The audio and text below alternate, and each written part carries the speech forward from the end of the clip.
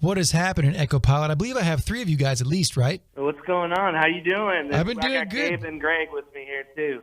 I feel like it's been so long since I've seen you guys. I mean, it's been, I guess, over a year at this point, right? Probably so. Yeah, it's been about a year since we released Field Day, so miss you. I miss you guys, man. I feel like everyone being kind of like, because I think I've told you, Ryan, via like Instagram Messenger and stuff, that I haven't been allowed to have bands live in the studio. So, you think time would move slowly in such a situation, but time is moving even faster, if you can imagine. So it feels like it should be like July, but somehow it's October. It's crazy. Right. I know.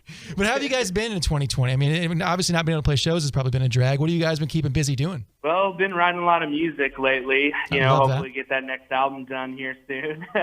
But, just been, hanging out, really, just doing the best we can during this time, trying to support all the other artists in town, too. And, we're all in this together as a community, as a rock and roll community. And we appreciate you, being the spokesperson for that on the local buzz. And you're the man, dude. We appreciate it. I appreciate you guys, man. As long as bands keep putting out good tunes, I will gladly play them. Where'd you guys record this new song? The new song, as you mentioned, is called Harry Houdini, and it came out on Friday. It's a rockin' tune, guys. I think it's even more rockin' than Field Day. I love it.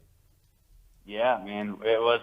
We recorded the drums at the Dark Horse Institute, and then nice. Bass was there too, and then guitar was actually at my house. Oh, very cool. I got a nice rig, and then vocals was at our buddy Brian's house. He, has a great setup for vocals, so it was pretty much patchwork, but it was just basically to get the best vibe we could, and it worked out real nice. I love that. And was it intended to be a heavier song than Field Day, or did it just kind of naturally progress that way? When I wrote the song, this is Ryan again, I just kind of wanted to have like kind of a contrast as far as like the verses and then the chorus. Like as the verse went on, I'm obviously doing the scream stuff and I wanted to be more intense, but then I wanted that contrast on the chorus with like some melodies and everything. So, I don't like think intentionally when I write songs, but that one just ended up being a heavier jam, once we all brought it together and it just got more full. Yeah. You just let it happen. I like that about you guys. That's awesome. And I feel like it fits. Like, I know it's not a Halloween song, but the fact that it is a bit heavier, a bit darker, and it's released, right now, it feels like an October song. So it's like the perfect tune for the month, in my opinion, at least. Yeah, I would agree. Definitely. Yeah, man. It definitely. That was the plan. The October just seemed like the perfect time to release it, and we were ready for people to hear another new song of ours, and we've had great reception so far, and people are enjoying it, and that's all we can ask, Yeah. No, man, I love that. And I feel like a lot of bands over the last couple of months have been asking me, which is hilarious because, like, what am I, like the person to ask to give advice? But a lot of bands will be asking me, like, yo, should we put this song out? Because, we can't really tour and all these things like that. And I think now is the perfect time because it's one of those moments in history where things are it's the Wild West. And anytime it becomes the Wild West and the machine no longer works, that's whenever new movements sneak in the back door. You know what I mean? You had grunge, you had hair metal was the same way. September 11th happening caused an entire different movement to come, which was emo. It's always good to put good stuff out anytime because if it's good, it doesn't really matter when it comes out, Absolutely, yeah. And it might start a movement, like you said. And, all the musicians right now are just writing more and more songs. And hopefully, once all this is over, we can just start playing shows again. And I think people will actually really want to go out and see shows, and there'll be packed venues. And people will be ready to just let loose a little bit and forget, Oh, dude, absolutely. I went up to, I don't know if you guys saw this online. I really didn't post a lot about it because I was afraid I'd get blasted. But I might edit this out. But I went up to Alaska to play some shows. I was drumming for this band called Framing Hanley in late July. That. It's awesome. Yeah, it was really cool. And their drummer was scared to fly during coronavirus. And so they called me, Andy Balls of Steel Herrin. I'm not scared of anything. And so I hopped on that plane and flew up there. But when I got up there, it was us, Saliva, and Alien Ant Farm. And it was and the shows were like sold out. We're talking like literally like I think 3,000 people at the first one. The second was maybe a little less, but it was Anchorage, and it was I can't remember the other city. But no social distancing, no masks because there weren't a lot of cases up there, and it was so bizarre because all the bands, Alien Ant Farm's from California, we're from Nashville, and then Saliva's from Florida. So we all show up with our masks on, like we're doing what we've been doing, and everybody was just like, you don't have to wear those. People were like hugging us, and we went to the merch table, and it just felt like almost like a dream. It was like a really weird 5 days of like, this just feels like the way things used to be. You know what I mean? Yeah, exactly. That's wild, man. Like they just have normal life going on out there. Yeah. I'm envious. Totally. And it was funny because we were all nervous, and then somebody pointed out, they were like, this, you guys are more of a danger to them than they are to you because you're all coming from like the hot spots. But it was cool. Wild, man. But that's awesome you got to play, that I'm sure that was an awesome release during all this. Oh, dude, it felt so good just to get away. And I was like, I wasn't really nervous. Flying to me during this is actually the best way to fly because no one can sit next to you. So there's that empty seat in the middle. So that's kind of nice, give me a little bit of space. Exactly. But it reminded me what we're all doing this for. It reminded me that someday we will get back to that, and it will happen, I think, sooner than later. It seems like things are hopefully winding down. I guess we'll see.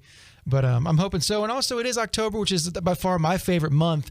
I wanted to ask you guys, earlier tonight I asked a question, and I got a lot of interesting responses. What's something about Halloween or the Halloween season that everybody else loves that you guys don't get personally? Because for me, I'll give you an example. I don't really dig candy corn.